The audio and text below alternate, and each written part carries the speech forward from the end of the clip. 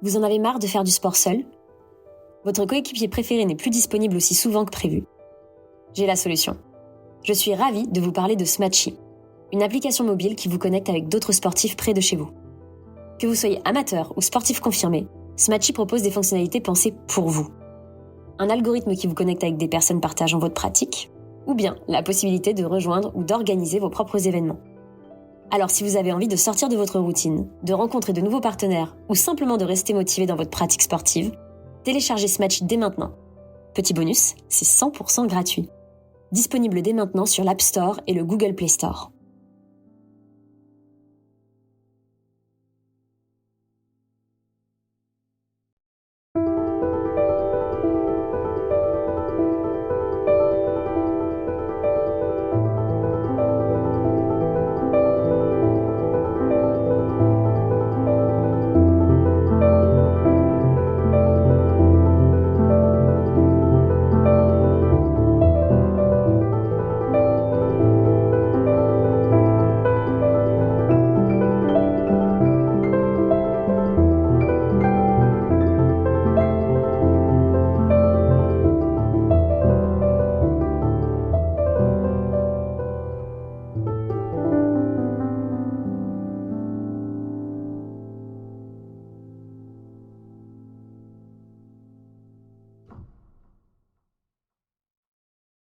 Bienvenue dans ce nouvel épisode de Parlons de votre mental où je reçois aujourd'hui Guillaume Mathias de Brain Modus Operandi.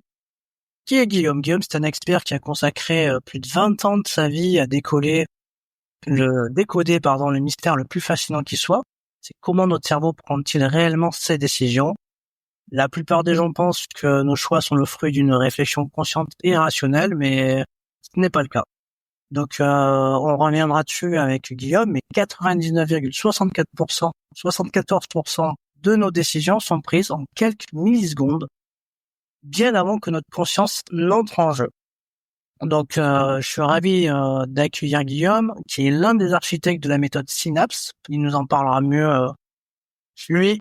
Et voilà, c'est une méthode qui a transformé plus de 6000 personnes et 300 entreprises qui abordent la vente, le marketing, le management. Donc, c'est hyper important de pouvoir avoir un petit peu le retour de Guillaume sur cette méthode Synapse qui m'intéresse fortement. Et voilà, donc cet épisode on va plonger au cœur des neurosciences appliquées pour comprendre comment dépasser les approches traditionnelles et créer un véritable engagement chez vous, les interlocuteurs. Et je pense que ça va intéresser plein de gens. Et Guillaume, écoute, je suis ravi de t'accueillir. C'est un vrai plaisir. Merci à toi, Sébastien. Bonjour à tous les auditeurs. Alors, déjà, comme je disais, je voulais pas te voler la vedette, mais c'est quoi la méthode Synapse ? Alors, la méthode Synapse, c'est une méthodologie d'engagement qui est basée sur le mode de fonctionnement du cerveau humain. Sachant que Brain Modus Operandi, si on regarde un petit peu le nom un instant, Brain pour cerveau, Modus Operandi pour le mode opératoire. Comment fonctionne notre cerveau ? Alors, on pourrait étudier le mode de fonctionnement du cerveau sur plein d'aspects, plein de fonctionnalités. Et moi, depuis 20 ans, je me suis spécialisé à essayer de comprendre, à partir du moment où on perçoit notre environnement, comment le cerveau traite ces informations pour déclencher une réponse d'adaptation. On parle de réponse d'adaptation, ça peut être une réponse comportementale, une réponse émotionnelle, une réponse cognitive, c'est-à-dire les pensées que ça va générer en nous. Et donc, qu'est-ce qui se passe entre nos deux oreilles ? Sachant que jusqu'à aujourd'hui, on avait que des approches empiriques. Une approche empirique, c'est quoi ? C'est on teste quelque chose à percevoir. On sait pas trop ce que fait le cerveau entre les deux, et on observe simplement sa réponse. Et si on trouve une récurrence, eh bien, ça définit un modèle. Oui, sauf qu'on le sait très bien, nos modèles empiriques, c'est cool tant que ça marche, mais le jour où ça marche pas, comme on comprenait pas comment fonctionnait le cerveau, on l'avait un peu dans l'os, on savait pas trop quoi faire. Donc moi, ce que j'ai fait, en gros, tu scalpes, tu ouvres la boîte crânienne, tu regardes ce qui se passe à l'intérieur.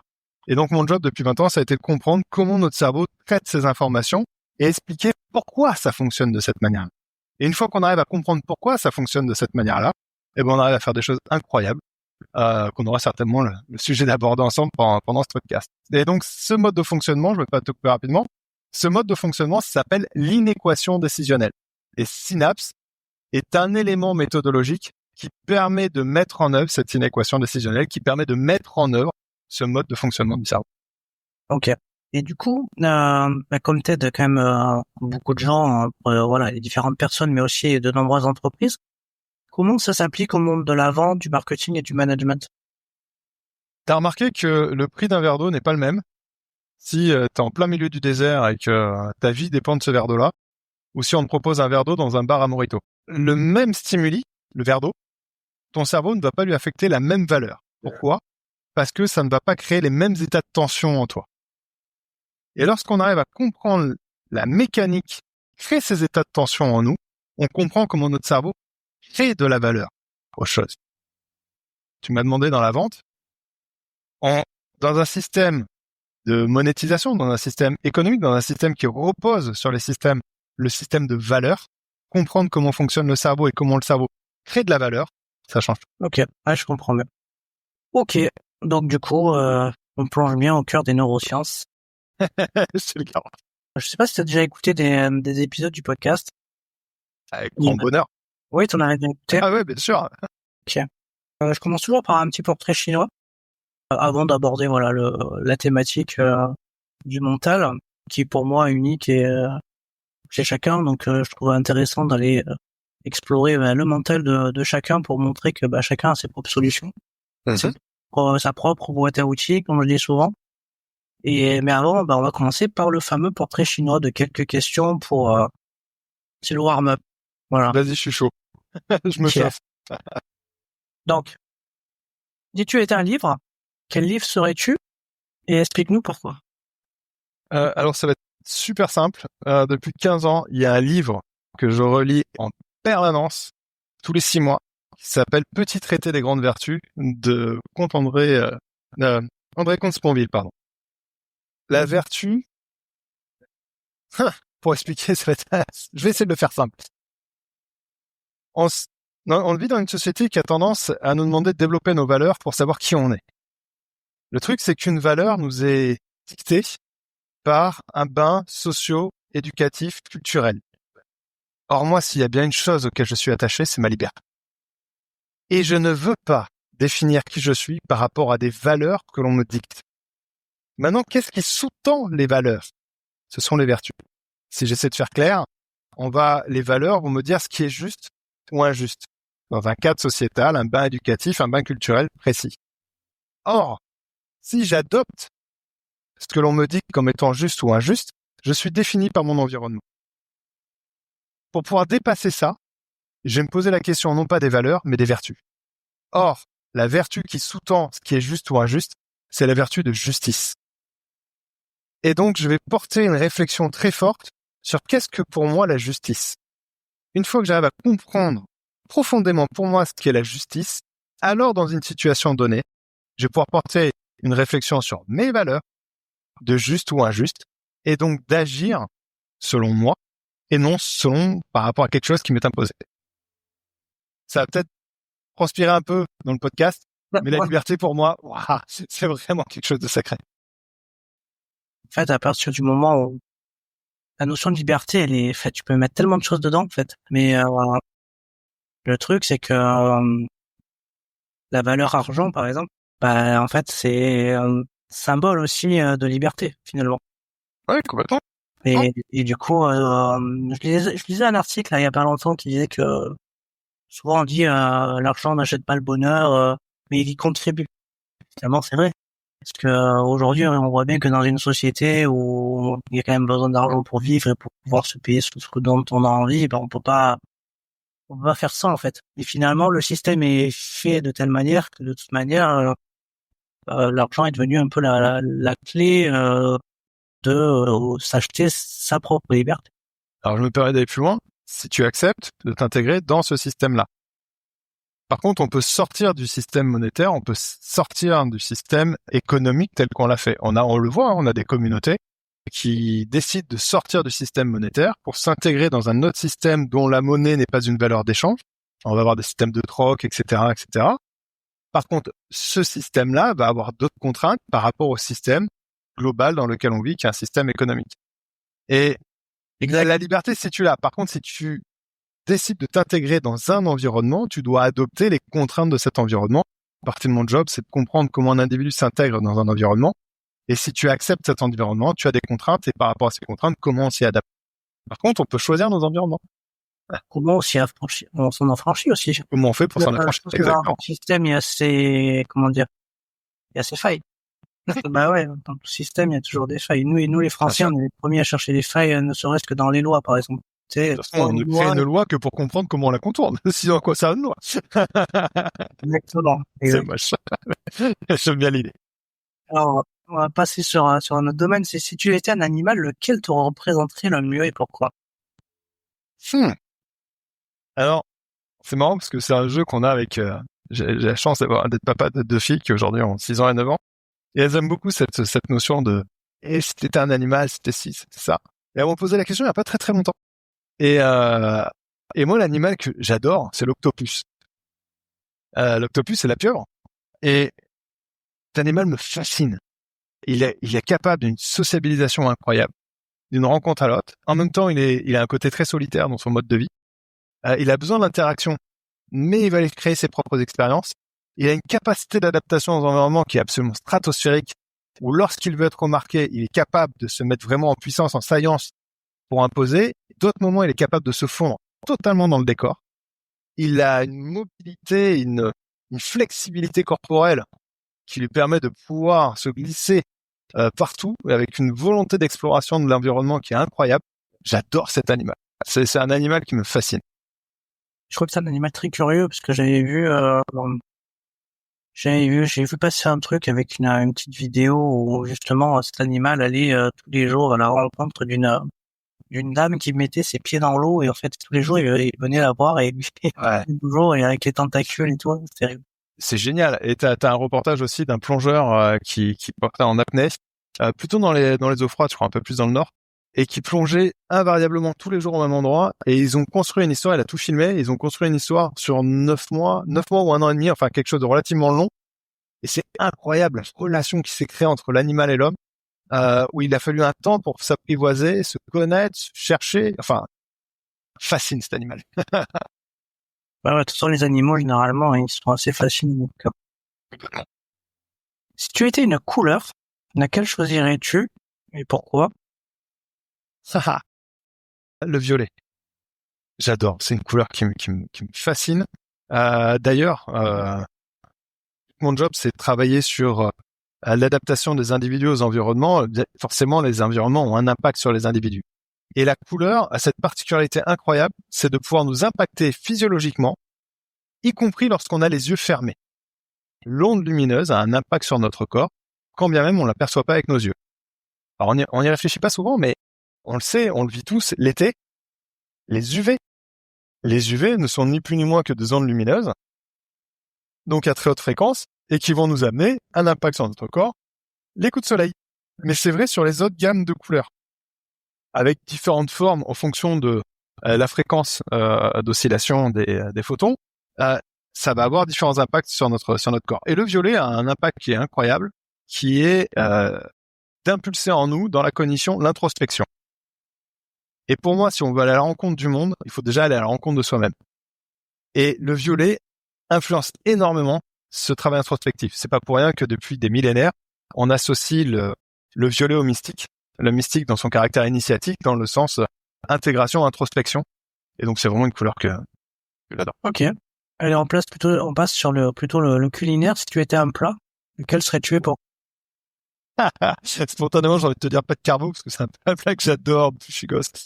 C'est un plat que j'adore. Mais après, je t'avoue, je me suis jamais posé la question au-delà du plat dont je raffole, qui est d'ailleurs préféré pour moi en base alimentaire. Si je devais le réfléchir de façon un peu plus symbolique. Si j'étais un plat. Il n'est pas défini, mais je pense que je serais un végétal. Parce que symboliquement, le végétal fait partie d'une chaîne alimentaire. Et je considère qu'en tant qu'être humain, on fait partie d'un tout qui nous dépasse. Et on est un des maillons d'un tout qui nous dépasse. Et donc, si je devais être un plat, ouais, j'aimerais être un végétal, de me dire, je proviens de la terre, je vais aller nourrir un règne animalier et qui lui-même va se dégrader et redeviendra au végétal. Tu vois, participer à ce cycle-là. Donc, je pense que si j'étais un plat, je serais un végétal, mais j'ai pas encore réfléchi auquel. Ok.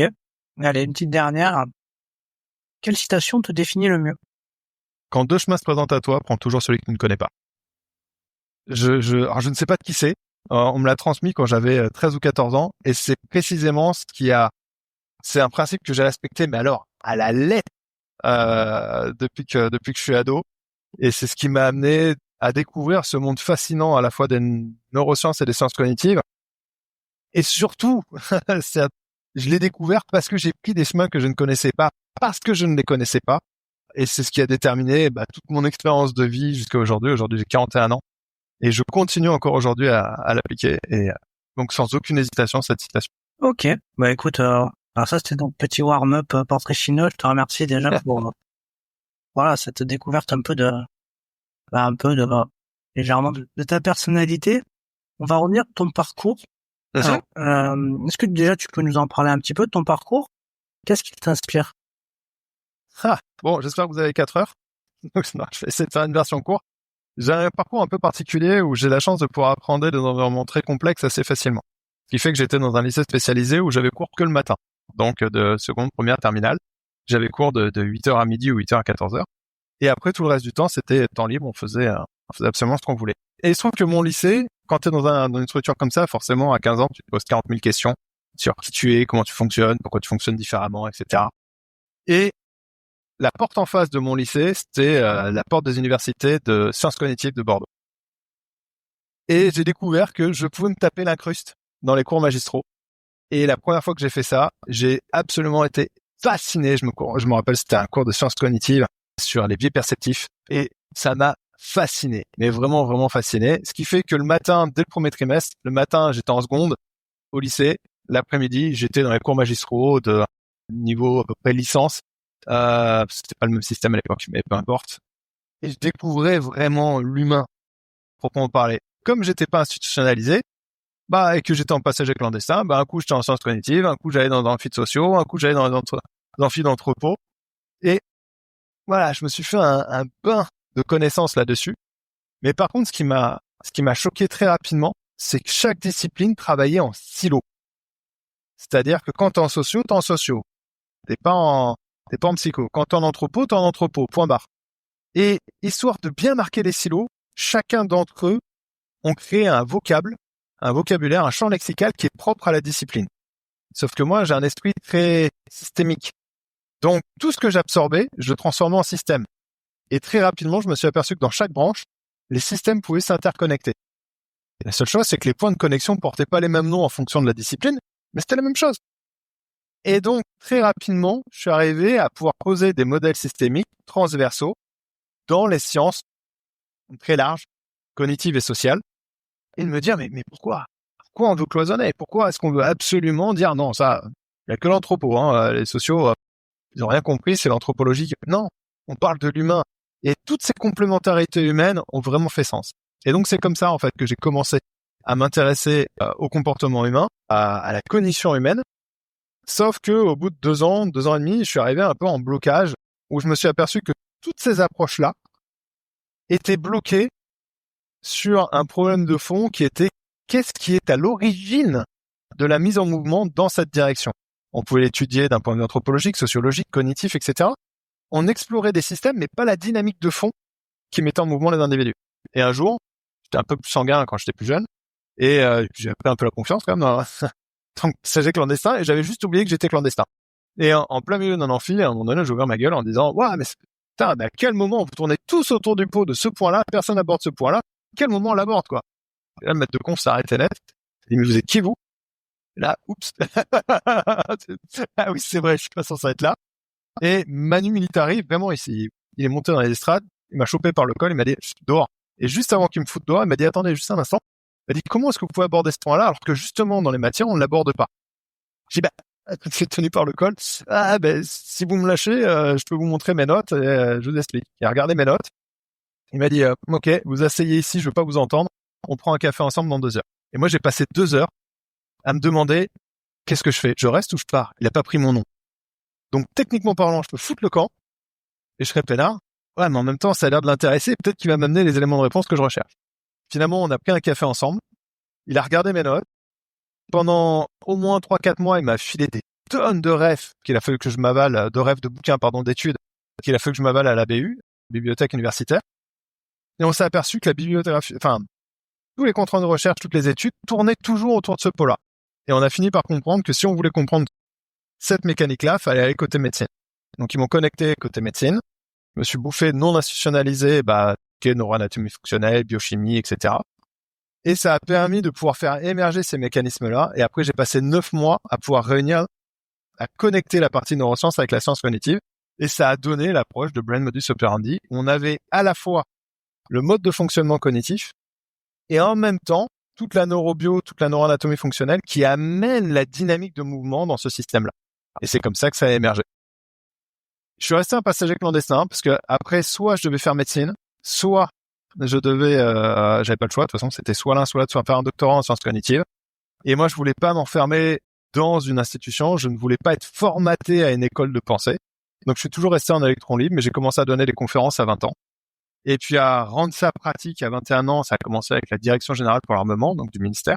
Puis après, dans le privé à 22 ans. Et puis ça, l'application in situ, l'application concrète des sciences dans les domaines professionnels et personnels donnait des résultats qui étaient absolument stratosphériques.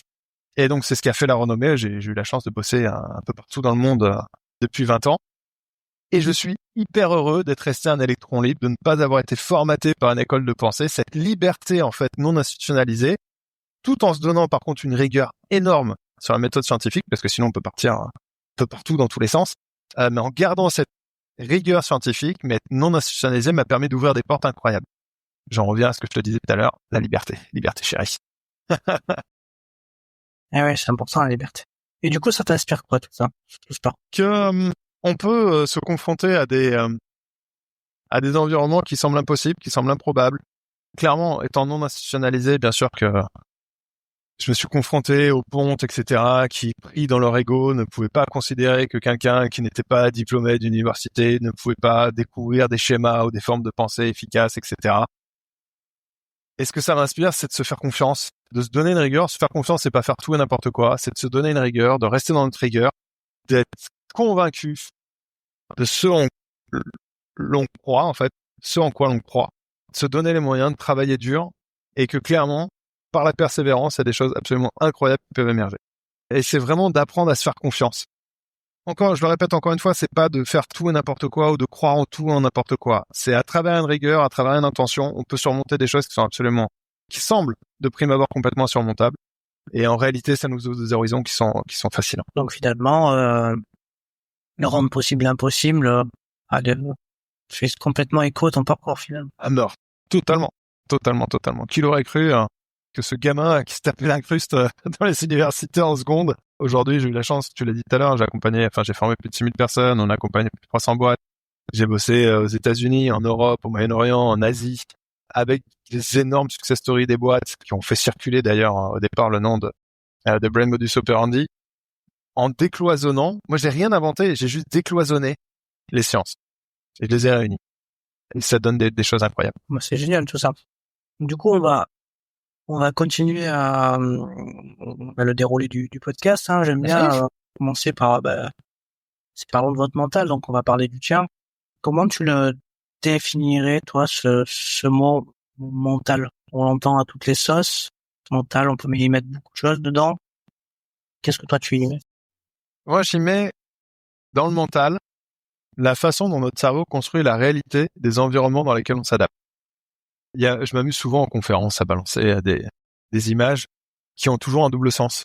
D'ailleurs, il y en a une qui marche bien. Soit tu vois des corps de femmes nues, soit tu vois des gens qui dansent. Et pourtant, le flux d'informations visuelles, le flux perçu reste parfaitement inchangé. Mais ton cerveau va avoir la possibilité de s'en représenter soit des corps de femmes nues, soit des gens qui dansent. Pourtant, ce qui est autour de nous n'a pas changé.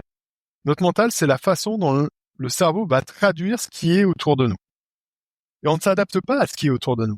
On s'adapte à ce que le cerveau a traduit. Eh bien, pour moi, le mental, c'est la façon dont notre cerveau va créer la réalité des environnements.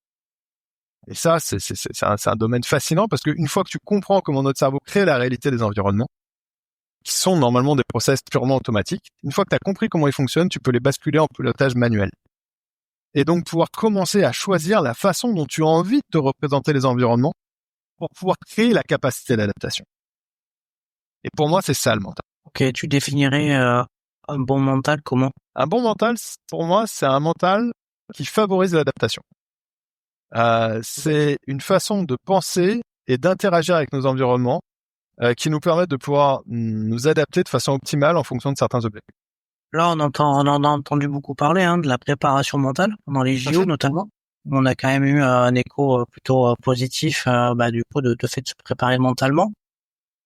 Comment toi tu te prépares mentalement? Est-ce que tu as des choses, des outils? Est-ce que toi tu as ta propre boîte à outils pour t'aider dans certaines circonstances à performer ou simplement à être bien dans tes baskets?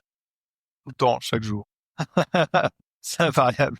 Pour le coup, si tu veux, comme c'est mon domaine de taf, de comprendre ces mécanismes-là, forcément, j'ai fini par façonner des choses. Déjà, pour moi, le plus important dans le mental, c'est d'être capable de basculer des mécanismes automatiques en pilotage manuel. Pour pouvoir les basculer en pilotage manuel, il faut renforcer certaines voies neuronales. Donc, il faut les activer régulièrement. Donc, c'est même plus que régulièrement, c'est quotidiennement. Déjà, de base, je ne peux pas survivre si je ne fais pas 1 heure de méditation quotidienne. Il y a plein de formes de méditation qui existent, qui sont en réalité des états déformés, des usages particuliers de l'attention qui nous permettent de créer des états de conscience particuliers. Et personnellement, moi, celle que j'affectionne le plus, alors aujourd'hui, elle s'est popularisée il y a une dizaine d'années, qui est vraiment ce qu'on appelle la méditation pleine conscience, où tu laisses ton cerveau produire de l'imagerie, tu te mets en distance de l'imagerie, et une fois que tu comprends que tu n'es pas l'image que tu produis, tu permets une distance, et dans cette distance-là, tu te donnes les moyens d'agir. Donc déjà, moi, de base, j'ai forcément 1 heure de méditation là-dessus. Après, en fonction des situations, si je m'aperçois que les états de tension, donc éventuellement aversifs, stress et autres, commencent un peu à s'emballer, je vais travailler sur la respiration. Parce que si on y réfléchit bien et qu'on regarde bien, comment ça se fait qu'on a le pilotage volontaire de la respiration? On est quasiment les seuls mammifères à pouvoir choisir toutes les modalités respiratoires, en tout cas avoir une telle flexibilité dans le système respiratoire. N'importe quel mammifère, ils ont le cœur comme nous qui fonctionne en pur automatique et ils ont une respiration automatique synchronisée en même temps sur le rythme cardiaque. Nous, si on décide de plus respirer, on peut le décider. Faire un inspire en 3 temps, on peut le faire. Souffler un temps, on peut le faire. Lent, court, tu vois, on a complètement la maîtrise de notre respiration. Pourquoi ça sert dans notre évolution? Pourquoi ça a un avantage dans l'évolution du vivant? Eh bien, parce que la respiration est le seul et unique moyen que l'on possède d'avoir une influence sur notre système nerveux autonome. Pour moi, c'est notre porte d'entrée. Si tu rentres en stress, donc ça veut dire que tu as une production de noradrénaline, cortisol, etc. au niveau du cerveau, ton esprit va s'emballer. Et si tu veux passer par l'esprit pour essayer de te calmer, ça va être extrêmement difficile parce que c'est justement lui qui s'est emballé. Avant de vouloir passer par l'esprit, d'abord tu calmes le corps. Donc tu vas travailler sur ta respiration. Par la respiration, tu apaises le système nerveux autonome sympathique. Et donc la cognition se libère. Comme elle se libère, à ce moment-là, tu prends la main et tu vas pouvoir apaiser en profondeur les choses. Donc, je vais souvent travailler sur la respiration. Après, alors tout ça, moi, j'aime bien le mesurer. J'ai une petite base un peu scientifique. Donc, j'aime bien avoir plein de métriques.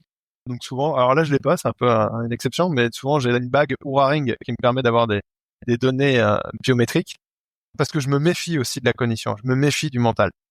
Je sais que mon mental va produire des pensées en fonction de mes états physiologiques. Si je suis stressé, je vais forcément générer des pensées stressantes.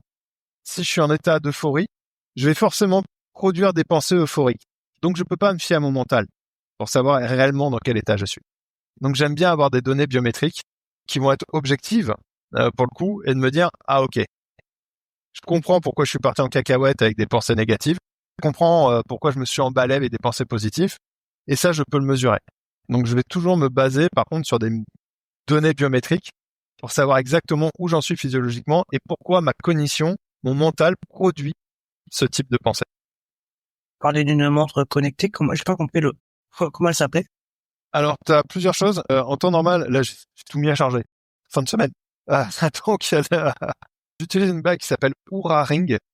C'est une bague connectée qui, si je dis pas de bêtises, il y a 16 capteurs biométriques dessus qui va me donner taux d'oxygénation, fréquence cardiaque, VFC, analyser mes différents stades de profondeur de sommeil. J'aime bien analyser le sommeil, parce que le sommeil est le reflet de nos journées. Et là, t'es pas en train de l'influencer volontairement pendant la nuit, vu que t'es inconscient. Donc voilà, on a toute une série de métriques. J'aime beaucoup cette bague Oura Ring. J'ai testé plusieurs montres connectées également. Je les trouve juste plus invasives, plus lourdes à porter. Quand je fais de la méditation, j'utilise un casque EEG, donc électroencéphalogramme, qui nous permet de pouvoir mesurer l'activité de notre cerveau dans les phases de méditation et vérifier les taux d'activation des différentes zones du cerveau pour voir si je suis bien rentré en méditation et surtout à quel degré de profondeur, à quelle vitesse, voir si j'ai réussi facilement ou si j'ai peiné ou si c'est régulier ou irrégulier. Encore une fois de plus, mon cerveau crée la représentation d'une méditation. Mais qu'est-ce qui s'est réellement passé neurophysiologiquement derrière? Donc j'aime bien ce casque, ça s'appelle le casque Muse 2. Alors il en existe le Muse 2S, etc. Enfin après c'est marketing, on te rajoute toujours des options. Moi je reste sur le Muse 2 basique, il fonctionne très bien, il suffit très bien lui-même. Donc voilà, j'aime bien, si tu veux, moi toujours avoir des protocoles qui me permettent d'avoir des données objectives et de pas me laisser berner par mon mental justement.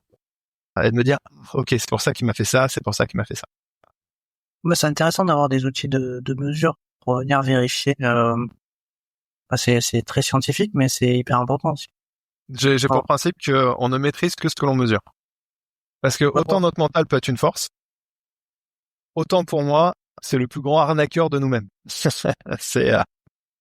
Rappelle-toi la dernière fois que tu t'es fâché avec quelqu'un, de toute évidence, c'est un con. 2 jours plus tard, ça se passe super bien. Non, désolé, je t'ai énervé. Pourtant, au moment où tu lui as dit que t'étais un con, tu croyais vraiment en mordicus. Ton mental te disait clairement que c'était un con. Le jour où t'as foiré une performance, tu te dis clairement et tu crois véritablement que t'es nul. Au moment où tu te le dis. Non, c'est juste ton mental qui te le dit. Et donc, tu t'aperçois que 2 jours plus tard, t'as des succès et finalement, tu dis, finalement, je suis peut-être pas si con que ça, je suis pas si nul que ça. Et donc, en fait, notre mental nous influence en permanence. On a un peu le jouet de notre mental. Moi, ce que je cherche à faire, on n'est pas au service de notre cerveau, on n'est pas au service de notre mental. C'est notre mental qui doit être à notre service. Et donc, comment on fait ça? Ok. Donc, en tout cas, si je retiens une chose, c'est que c'est important de se connecter avec soi-même par le biais de la méditation que tu fais toi pour toi. C'est quelque chose qui est important pour pouvoir prendre de la distance aussi on va aborder le thème de la confiance en soi et du droit à l'erreur. Alors, souvent j'ai différents profils en fait dans les interviews que j'ai pu faire. Il y a des gens en fait qui me disent écoute, moi j'ai eu confiance dès le départ en fait. Alors souvent questionnant un peu, je m'aperçois aussi que l'environnement parental était très positif et que du coup il y a eu un peu une alimentation d'estime de soi positive qui a contribué à ce que les gens se lancent, font des actions, et qu'il y avait toujours un élan. Et puis il y a des gens qui me disent même après X années, ils me disent oui, je fais des trucs mais j'ai pas forcément confiance en moi. Toi, ta confiance, tu l'as bâtie comment? J'ai parfaitement confiance en moi. J'ai parfaitement confiance que je peux clairement me gourer. Je peux clairement me planter. Et j'ai profondément confiance en ma capacité à pouvoir faire des erreurs. Mais je sais qu'à travers les erreurs, je progresse. Donc, si tu veux, j'ai pas tant de problèmes de confiance en moi à produire quelque chose. Je sais que je vais produire quelque chose. Mais je sais aussi que du moment qu'on produit quelque chose, on produit également en même temps des erreurs. Et quand je prends conscience de mes erreurs, j'ai aussi confiance en moi, dans mon intention et ma volonté d'apprendre de ces erreurs-là et de reconstruire les choses. Donc, je me pose rarement la question, est-ce que je vais y arriver ou pas? Je sais que je vais produire quelque chose. Je sais que du moment que je vais produire quelque chose, et y compris là dans le podcast, je suis intimement convaincu que si on devait refaire ce podcast-là dans 1 an, dans 2 ans, ma réflexion, ma façon d'interagir avec les choses aura encore évolué. Et si je m'écoute dans 2 ans, et alors, petit coucou à moi-même dans 2 ans, si je réécoute ce podcast, je me dirais, oui, effectivement, au regard de dans 2 ans, j'ai fait des erreurs aujourd'hui. Donc, pour moi, l'erreur, c'est pas quelque chose qu'il faut éviter. L'erreur, c'est quelque chose de naturel, c'est quelque chose que on produit nécessairement. Que la première personne qui n'a jamais fait d'erreur de sa vie me jette la première pierre, il n'y a pas de problème. Je me mets en face, je vais bien me mettre à 1 mètre, il me loupera pas. Pourquoi? Parce qu'on se bâtit avec des erreurs. Je vais te donner un exemple tout bête. Vous avez l'impression que il y a du temps qui se passe dans ce podcast? Eh ben, si on le prend en physique quantique, la notion de temps n'existe pas. Est-ce que rien que le fait de penser en termes de temps n'est pas déjà une erreur en soi? Certainement. On ne peut pas construire quelque chose sans erreur. Donc, à la seconde où on accepte l'erreur, eh ben, on a la confiance en soi de se dire on va produire quelque chose. Il y aura des erreurs. Et c'est d'avoir confiance en notre intention, de vouloir surmonter ces erreurs, de vouloir les faire progresser. Alors j'ai une autre question, c'est parce que du coup je trouve que c'est intéressant, donc du coup de se servir des erreurs pour progresser, et puis finalement il n'y a pas d'erreur, c'est des expériences souvent je dis. Comment BMO, la méthode Synapse que tu as mise en place, elle peut aider à garder confiance malgré des expériences négatives, malgré du stress, malgré parce que c'est ça en fait, c'est garder la flamme, garder confiance pour continuer finalement. La question fondamentale qu'on se pose, c'est est-ce que Synapse ou l'équation décisionnelle amène un résultat positif? Aujourd'hui, quand on l'applique, clairement, on a des résultats très positifs. Donc, on maintient cette méthode-là, on continue à la faire progresser, etc. Dans 2 ans, je suis intimement convaincu qu'elle amènera des résultats encore plus positifs. Ce qui signifie qu'au regard d'aujourd'hui, ou par rapport à il y a 2 ans, il y avait des erreurs que l'on faisait. Toujours est-il, à la seconde où on l'active, on amène des bénéfices qui sont très forts, plus forts qu'il y a 2 ans, moins forts que dans 2 ans. Toujours est-il, ça a un impact positif par rapport aux objectifs. Ok. Alors, je vais aborder avec toi le regard des autres. Est-ce que le regard des autres, ça a été quelque chose sur lequel tu as dû travailler? Si oui, comment tu t'en es affranchi? Et si c'est quelque chose qui ne pose pas forcément de problème, comment tu t'en sers de ce regard des autres pour finalement t'appuyer dessus pour, je sais pas moi, tes expérimentations ou pour construire quelque chose de positif? C'est une bonne question. Tu m'obliges à faire une psychanalyse. Alors, est-ce que le regard des autres est important pour moi? Si j'essaye de regarder objectivement, j'imagine que oui, puisque j'ai commencé à faire du théâtre à 6 ans. J'ai jamais quitté la scène théâtrale jusqu'à 18 et j'ai arrêté à 18 quand je suis monté en conférence. Donc, pour qu'il puisse y avoir un acteur de théâtre ou pour qu'il y ait un conférencier, il faut un public.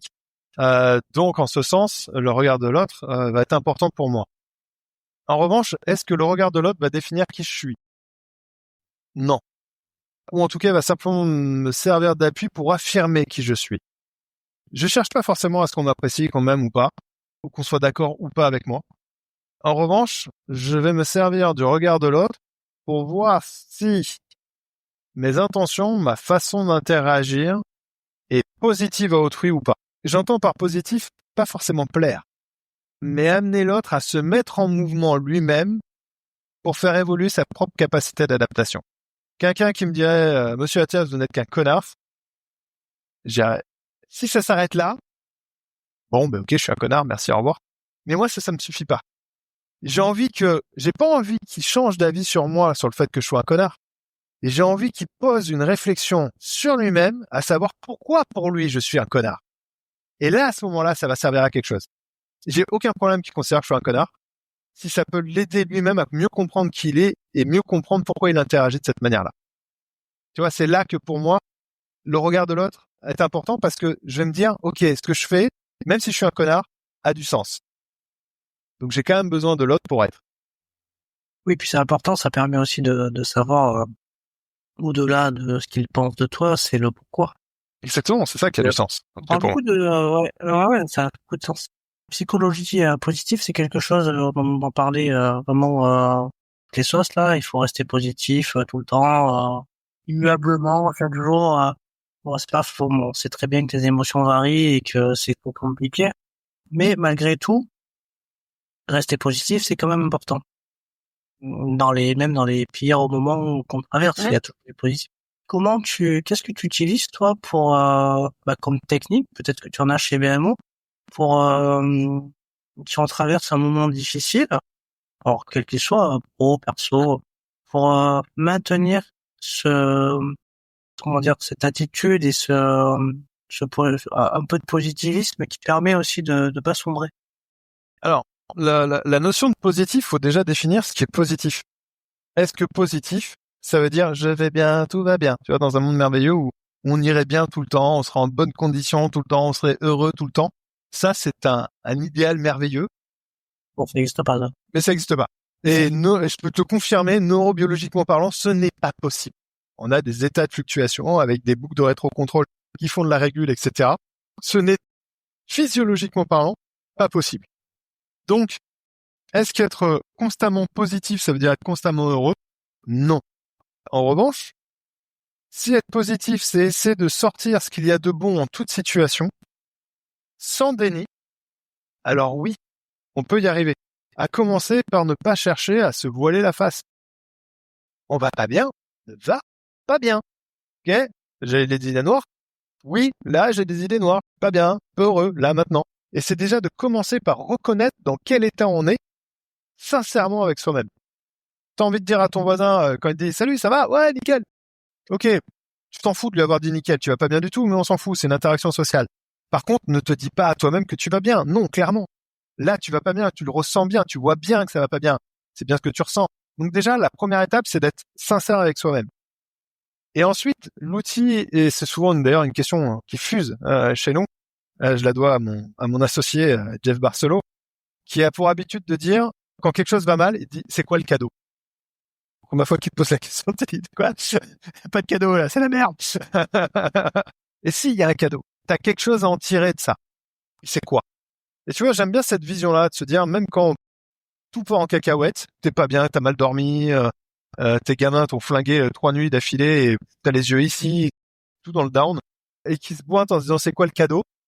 Bah, le simple fait de venir se poser la question en se disant mais finalement cet environnement-là, il m'oblige à quoi comme adaptation? À quoi j'ai pas l'habitude? Qu'est-ce que je vais pouvoir découvrir dans cette situation-là? Et ben c'est ça le cadeau. C'est pas simple, c'est pas toujours gai, c'est pas toujours agréable, mais n'empêche qu'on a quelque chose à y découvrir, quelque chose à y apprendre, qui va nous permettre petit à petit d'accroître notre capacité d'adaptation. Ouais, c'est très juste. Très, très juste. Puis on revient à l'adaptation. De toute façon, enfin, c'est ça, ok, elle est ciblée sur l'adaptation des individus aux environnements. Ouais, Je suis formaté. C'est un peu, si l'adaptation te permet de peut-être survivre dans la jungle plutôt que quelqu'un qui s'adapterait pas, quoi. C'est ça. On part du principe qu'un organisme vivant qui ne s'adapte pas aux évolutions de son environnement Meurt. Disparaît. Exactement. Donc, c'est Darwin, ça, non? Entre autres. Ils ont été pas mal à le théoriser. C'est à peu près. Je crois que c'est la vie en général. Allez, on va parler de la thématique de la motivation. Alors, déjà, toi, quels sont tes trucs pour te motiver? Si on perd la motivation, est-ce que tu as des éléments qui pourraient nous aider à la retrouver? Ce qui me motive depuis une vingtaine d'années, c'est que je suis intimement convaincu, mais vraiment, mais viscéralement convaincu, qu'une fois qu'on arrive à comprendre comment fonctionne notre cerveau, on arrive à se comprendre soi, on arrive à comprendre autrui. Et dans ce mode de compréhension, on peut réellement bâtir un monde meilleur.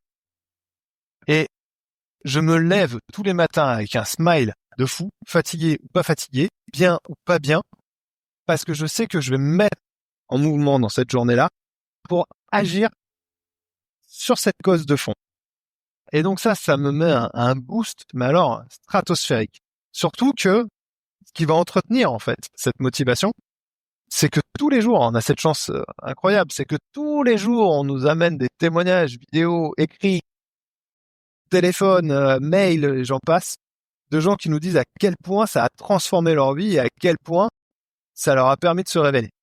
Et donc ça, c'est un boost motivationnel, mais incroyable, absolument incroyable. Si jamais on perd cette motivation, je vais pas trop rentrer dans les détails, c'est pas l'objet là, mais je vous demande de prendre de façon, j'aime pas le terme, mais de façon très dogmatique, on est ce que l'on fait ce que l'on est. C'est-à-dire que l'action qu'on va mener va dépendre de qui nous sommes.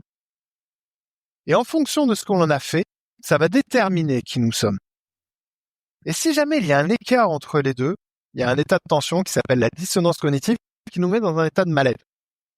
Et cet état de mal-être nous fait perdre le sens de qui on est et de ce qu'on fait. et on va perdre le sens de la motivation. Eh bien, si jamais certains de nos interlocuteurs ou dans l'audience, auditeurs, pardon, sont à un moment donné dans cette perte de motivation, demandez-vous concrètement aujourd'hui, qu'est-ce que vous faites? Et pourquoi ce que vous êtes en train de faire n'est pas révélateur de qui vous êtes? Si vous êtes convaincu d'être une personne dans une certaine dimension, avec une certaine volonté, avec une certaine souhait, valeur, enfin, inscrivez des actions qui vont dans ce sens. Peut-être que vous avez plein de contraintes d'environnement qui vous empêchent de le faire, mais commencez déjà par le faire 5 minutes, 10 minutes, une demi-heure, 1 heure si vous avez de la chance de pouvoir le faire. Et vous allez voir à quel point pendant ce temps-là, la motivation remonte. Et cette motivation qui va remonter va vous servir de point d'appui pour pouvoir étendre cette plage horaire. Et petit à petit de réaligner être et faire et de retrouver pleinement la motivation à vivre, à vivre, à agir, à rencontrer, à explorer.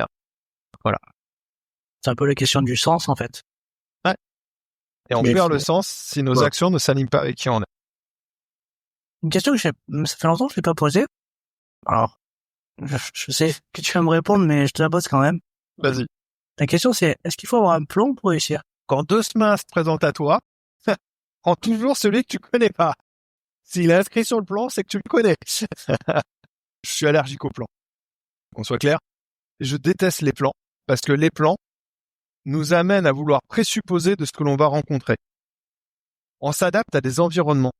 À moins que tu aies une parfaite maîtrise d'anticipation des environnements, et auquel cas, t'appelles Madame Soleil ou Irma ou j'en passe, qui est capable de prévoir l'évolution des environnements. Si c'est le cas, fais-toi un plan, il n'y a pas de problème. Si en revanche, tu ne peux pas prévoir concrètement et de façon sûre et certaine l'évolution de l'environnement, alors arrête de vouloir faire des plans. Apprends à te faire confiance, à te dire que plutôt que de dépendre de ressources exogènes, extérieures, que tu espères trouver peut-être pour pouvoir t'adapter, prends conscience que les ressources d'adaptation, elles sont en toi et qu'elles sont tout le temps en toi. Et là, finalement, quoi qu'il se présente en face de toi, t'as pas besoin des ressources à l'extérieur, puisque tu disposes déjà de ressources à l'intérieur qui vont te permettre l'adaptation. Et ça change. Ça fait longtemps que je n'avais pas posé cette question, mais j'aimais bien la poser parce que souvent, on dit qu'il faut faire des plans, quoi. Vraiment, qui vient du sport, et dans la formation, tu vois, des athlètes vers le haut niveau, souvent, tu es obligé de faire une programmation annuelle, tu vois. Mais ça veut pas dire que tu vas réussir. Et on est sans arrêt en train de s'adapter, ne serait-ce que déjà à l'athlète parce qu'il peut se blesser, et éventuellement à l'état de forme qu'il a pour moduler ce qu'on va faire ou ne pas faire, les entraînements. Donc en fait, on est, comme tu disais, la plupart du temps, même si on a un chemin, on est obligé de tout le temps l'adapter, quoi. C'est ça. Alors attention, ne pas avoir de plan ne veut pas dire ne pas avoir de direction. C'est-à-dire que, je suis un amoureux du bateau. C'est pas parce que je n'ai pas tracé sur une carte le fait que je vais faire 30 miles à 45 degrés, etc., que je ne connais pas le cap dans lequel je veux aller. Le cap, je sais où il est. Et d'ailleurs, il faut qu'il soit clairement défini. Quelle est la destination finale à laquelle je veux me rendre? Qui j'ai envie d'être? Quelle transformation j'ai envie de voir opérer? Donc, le cap, il doit être très précis. Sénèque disait, il n'est de vent favorable pour celui qui ne sait où il va. Donc, le cap, lui, doit être clairement défini. En revanche, le plan pour y accéder, ça, on verra en fonction de ce qu'on rencontre. Mais le cap, sans le cap, je peux pas savoir si c'est positif que j'aille à bâbord ou à tribord. J'en sais rien. D'ailleurs, je pourrais faire 4 fois bâbord à 90 degrés et je vais me retrouver exactement au même point. Ça s'appelle errer, si tu veux. Si t'as pas de plan, pas de cap, ça s'appelle errer. En revanche, avoir un cap et créer le plan au fur et à mesure où il vient, où on est confronté à la situation, alors ça s'appelle avancer. Ça s'appelle s'adapter. J'ai envie de parler un peu de gestion des émotions avec toi. Déjà, je voulais te demander, quelles sont toi tes ressources psychologiques pour t'adapter et gérer la pression? On en parlait dans la préparation mentale et autres, dans la gestion du mental. Déjà, il y a toute une batterie d'outils qu'on a déjà évoqués.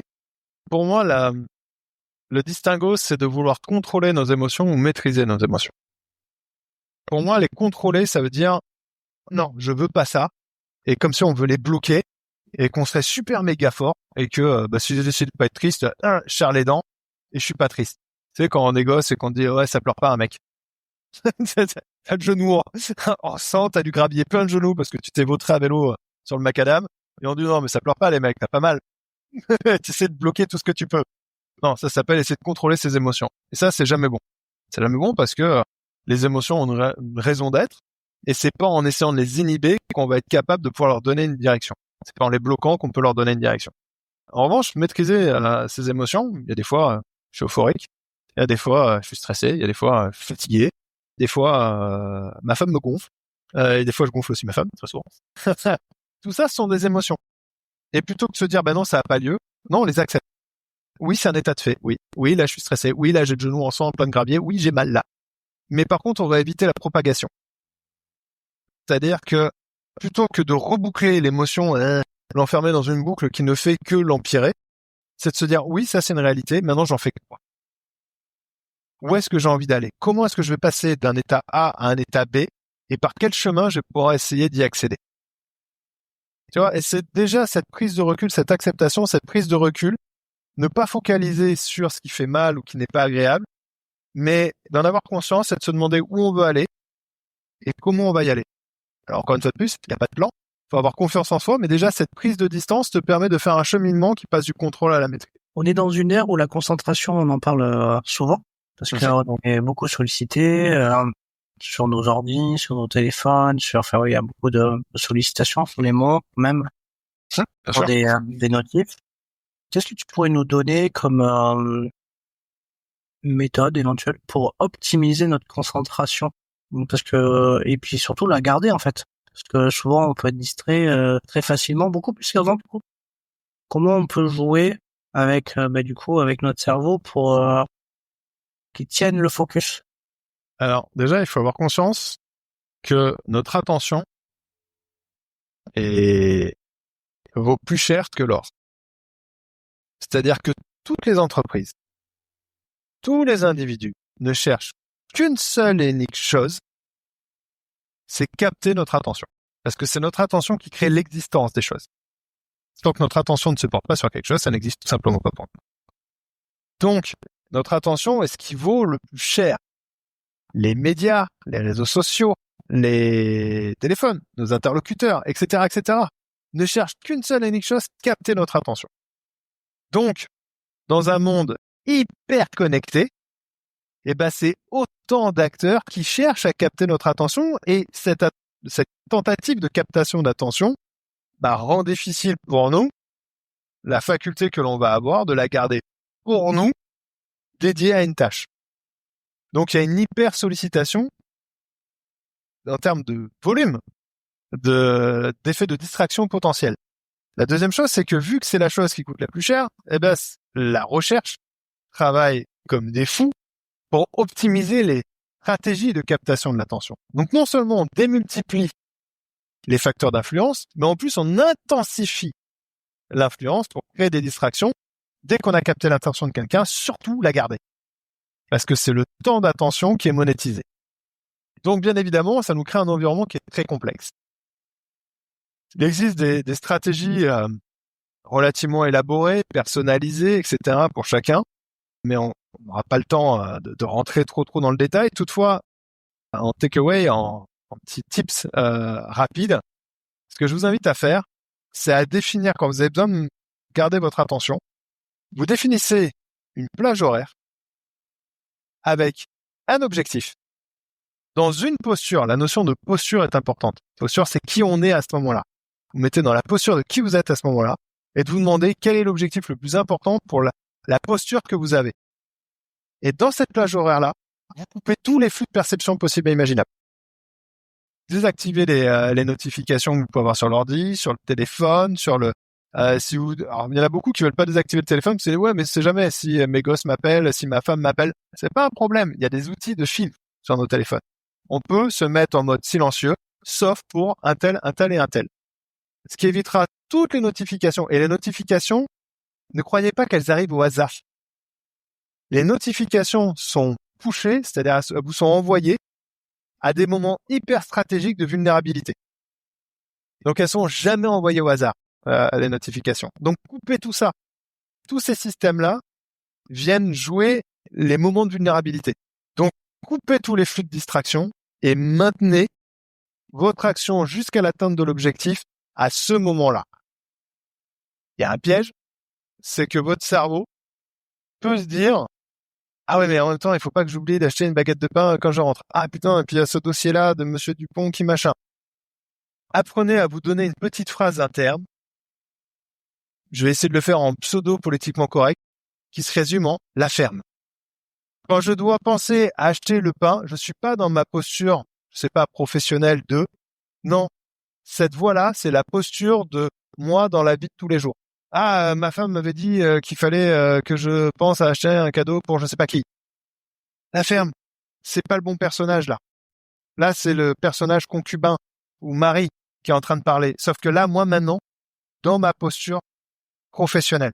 Et tant que je ne suis pas dans cette posture-là, tous les problèmes qui ne viennent pas de cette posture-là, c'est juste dire à la personne qui incarne cette posture, la ferme. Ça paraît bizarre, vous avez l'impression de vous dire en permanence la ferme. Sauf que petit à petit, le cerveau va s'habituer à maintenir seulement les pensées nécessaires à la posture qu'on incarne ici et maintenant. Et à ne porter à notre conscience que les informations nécessaires à cette posture. Tout ce qui appartient pas à cette posture n'a rien à faire là, ici et maintenant. Ça prend 2 à 3 semaines. En maintenant le réflexe, au bout de 2 à 3 semaines, le cerveau apprend à trier les informations en fonction des postures. Moi, j'allais dire, c'est presque une éducation. Ouais, c'est un réflexe. En fait, c'est un reconditionnement de ce qu'on appelle les mémoires procéduraux cognitifs. C'est un terme un peu barbare. Mais en fonction de la personne que tu es à cet instant-là, notre cerveau apprend à avoir certaines modalités de pensée. Tu ne penses pas de la même façon quand tu es dans ta posture de père, de mère, concubin, concubine, conjoint, conjointe, fils d'eux ou fille d'eux, sœur d'eux. On processe pas les informations de la même manière. Notre cerveau sait adapter des modes de pensée en fonction de qui on est à ce moment-là. C'est ce que j'appelle les postures. Et donc, c'est apprendre à identifier dans quelle posture on est pour atteindre un objectif.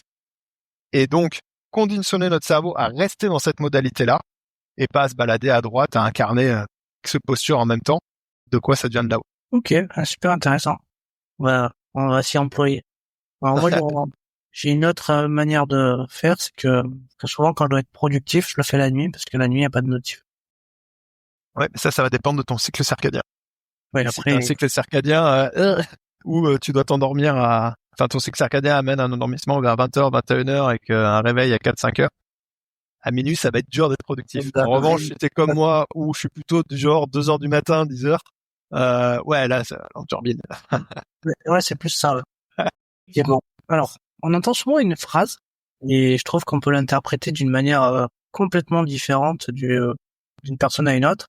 On entend souvent, pour avoir une force mentale, il ne faut rien lâcher. Qu'est-ce que tu en penses?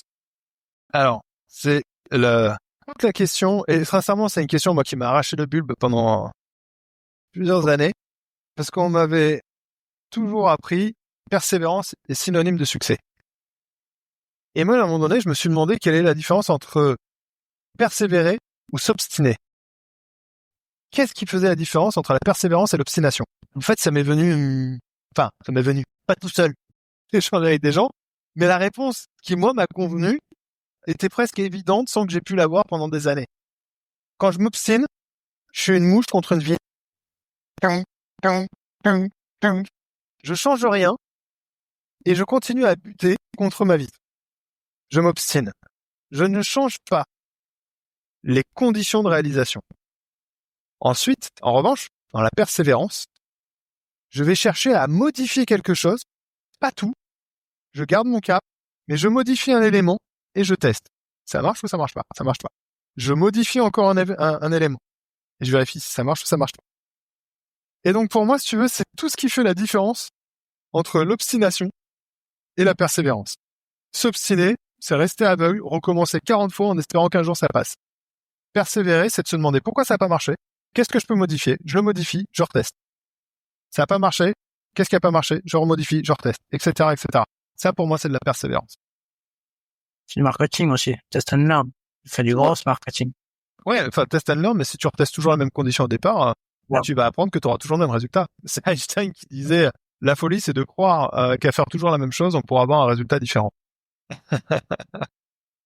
Bon, bah écoute, on arrive à la fin de cette interview. Écoute, je te remercie beaucoup, Guillaume, de t'être prêté du coup au jeu des questions, de m'avoir accordé du temps aussi sur le podcast. C'est avec grand plaisir.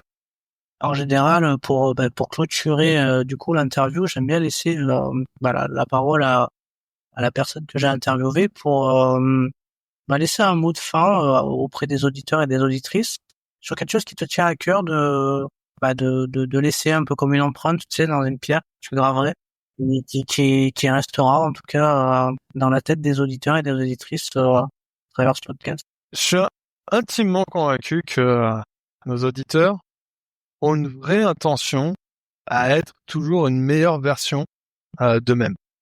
Cette intention, elle est forte. On cherche tous à vouloir, c'est de progresser. Je suis intimement aussi convaincu que, et le fait qu'ils soient en train d'écouter ce podcast, on a une belle démonstration, que chacun d'entre eux, et donc chacun d'entre vous qui nous écoutez, avait déjà acquis énormément de connaissances, d'informations. Que ces connaissances, vous essayez de les mettre en œuvre un peu comme vous pouvez, et que petit à petit, ça vous crée la compétence. Vous avez l'intention, vous accumulez la connaissance, vous essayez de développer la compétence. Malheureusement, il manque une dimension essentielle qui fait toute la différence, c'est le pouvoir. C'est le pouvoir de mettre correctement en cohérence les connaissances, les compétences avec l'environnement. Explorez le cerveau humain. Comprenez comment votre cerveau crée la réalité des environnements dans lesquels vous adaptez. Comment votre cerveau perçoit les choses. Comment votre cerveau crée la force d'agir. Et en comprenant ça, ça rajoute la dernière brique qui manque pour pouvoir réellement réaliser et avoir une force d'impact. On peut vite tomber dans le piège d'espérer qu'en accumulant de la connaissance, on acquiert le pouvoir d'agir. Non.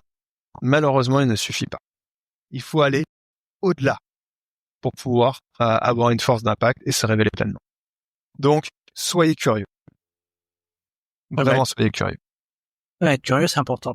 En tout cas, merci beaucoup pour cette interview, Guillaume. Et puis, écoute, dans le descriptif de l'épisode, je mettrai les références pour te retrouver, ainsi que du coup BMO, s'il y a des gens qui sont intéressés par ce que tu proposes en termes de formation. Et puis, écoute, un grand merci à toi. Mais un grand merci à toi, un grand merci à tous nos auditeurs. Et puis, c'était absolument fantastique de passer ce moment avec vous. À très vite. À très vite.